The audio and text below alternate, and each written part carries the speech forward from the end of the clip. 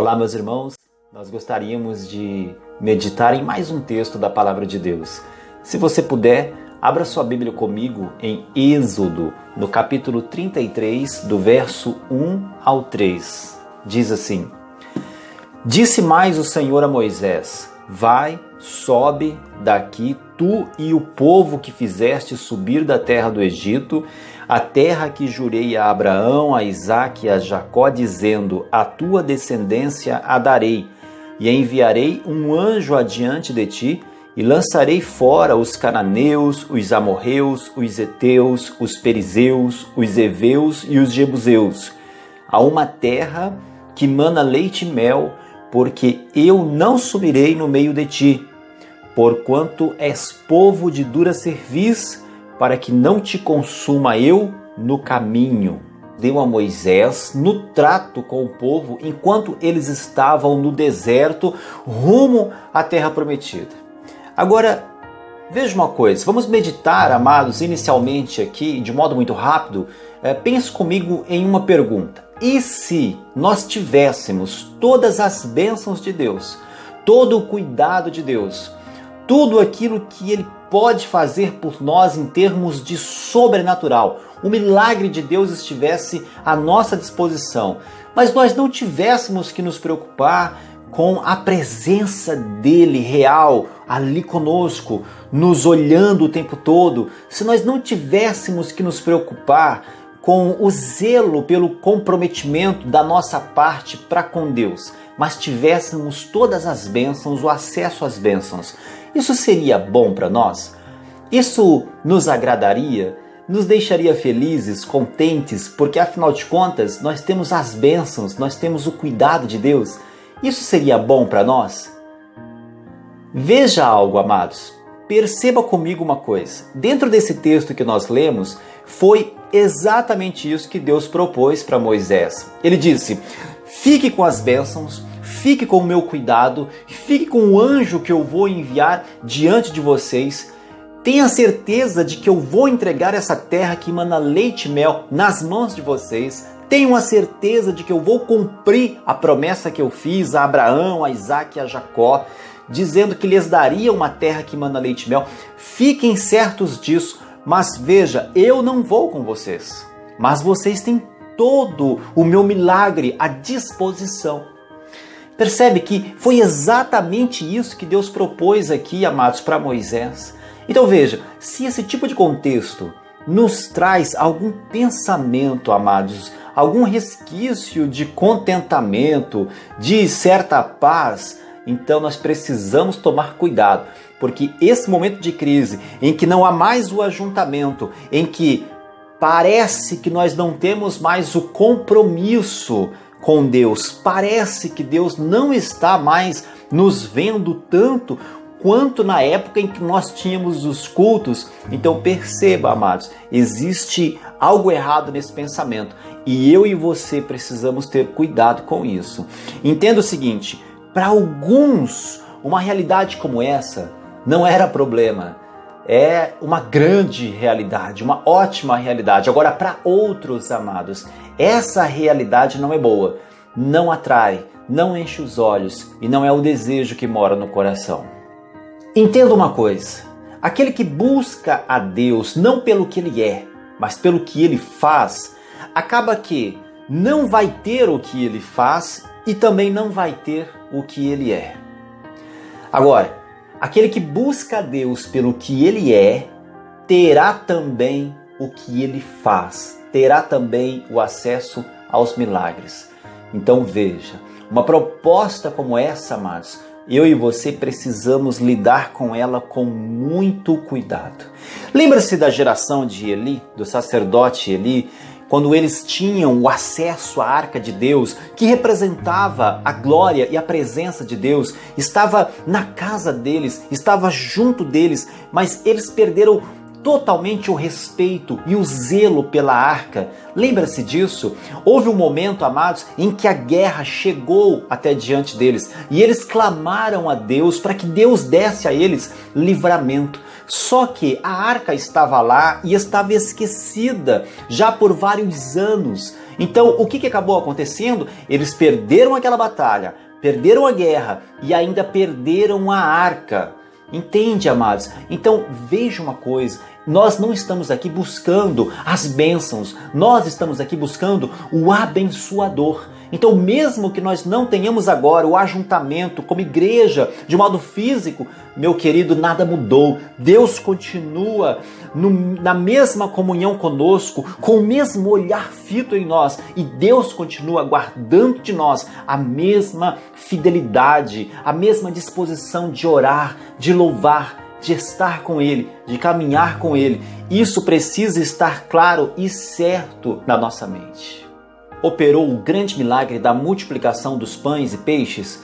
Veja que as multidões naquele momento o aclamaram. As multidões naquele momento queriam colocá-lo como rei. Mas veja, eles não tiveram uma percepção de que aquele Cristo era de fato um Messias, o Filho de Deus. Eles queriam colocá-lo como rei porque viram a sua capacidade sobrenatural de operar milagres. E através deste poder de operação de milagres, esse Cristo poderia livrá-los do estado de escravidão imposto pelos romanos. Eles queriam um líder político que os livrasse da realidade difícil que eles estavam enfrentando.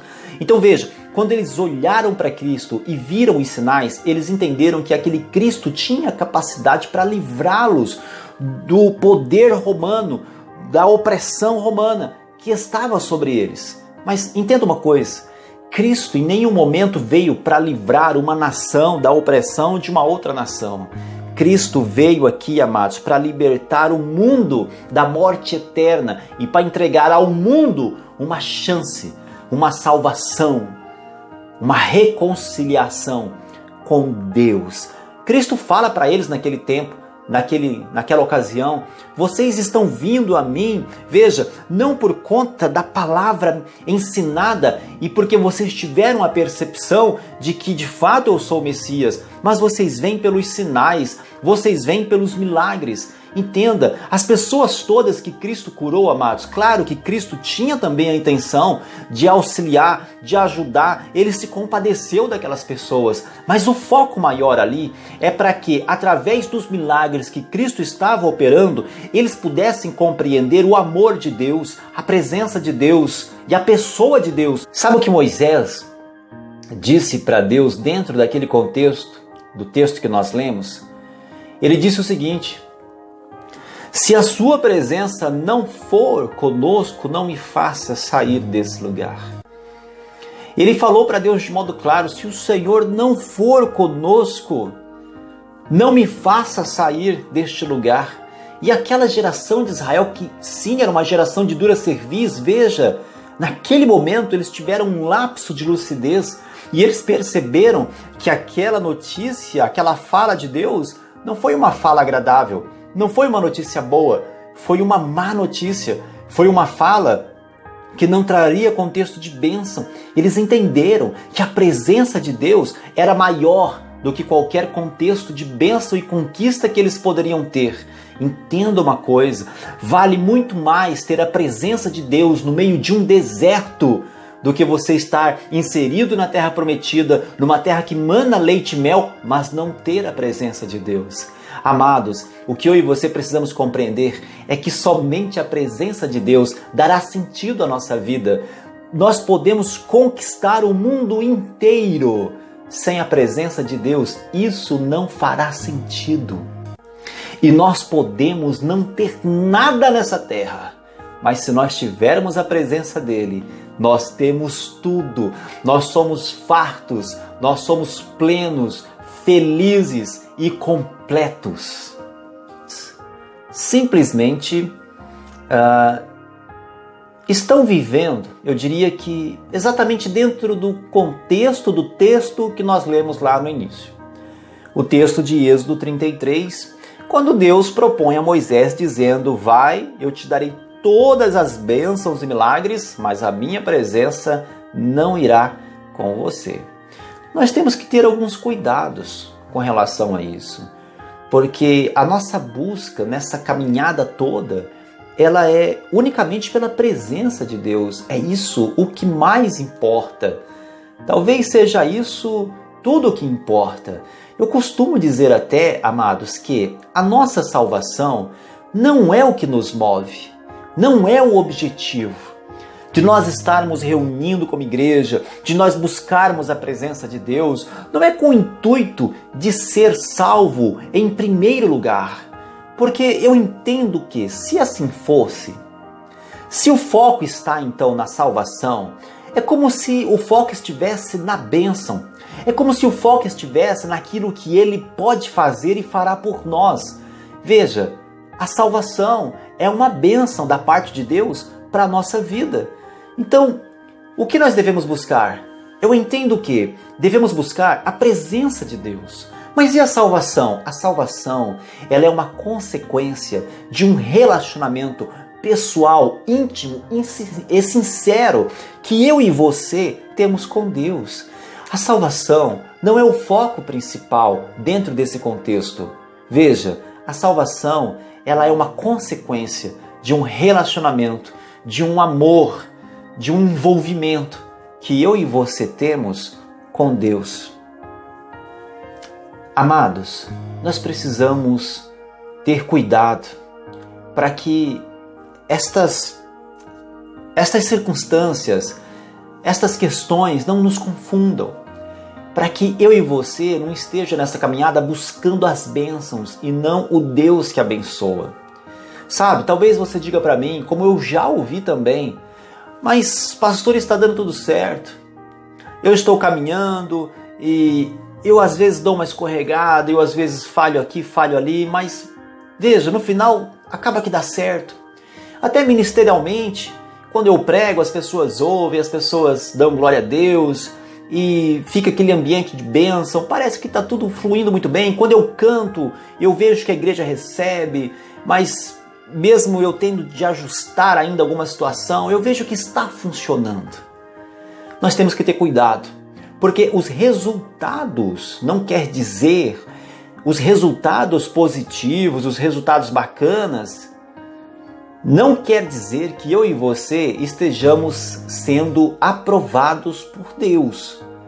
Você se lembra de Moisés, amados, quando Deus diz a ele, vá e toque a rocha para que saia água. E ele se enfurece com o povo, ele não toca a rocha, ele bate na rocha, ele perde o controle, mas perceba que a água saiu. A água não deixou de sair. Então Moisés poderia dizer, bom, eu fiz do meu jeito, eu até que perdi um pouco a linha, mas funcionou, deu certo, a água saiu. Eu digo, ok, mas a gente tem que lembrar que depois daquele episódio, Deus chama Moisés e inclusive Arão também e diz, eu mandei tocar a rocha, você bateu na rocha, você não vai entrar na terra, e nem Arão. Então nós temos que ter cuidado, porque às vezes parece que nós estamos numa caminhada sabendo de algumas faltas, mas a gente vai levando porque está vendo o resultado. Os resultados, amados, veja bem, os resultados não são sinais de que Deus esteja aprovando os nossos métodos.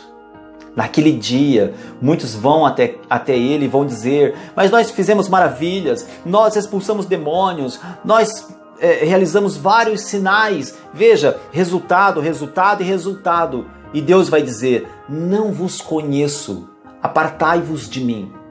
Entenda que nós estamos vivendo um tempo em que há a oportunidade de mudança. Nós estamos vivendo um tempo para sentir falta da presença de Deus, para olhar para Ele, para clamar a Ele, para orar mais, para louvar mais, para se aproximar mais. E quando voltar os nossos cultos, o ajuntamento, amados, que eu e você possa voltar com uma maturidade muito mais excelente, dando glória, dando valor aos nossos encontros como corpo e como igreja. Que eu e você possa mudar nesse contexto, mas que seja uma mudança para melhor e para muito melhor, em nome de Jesus.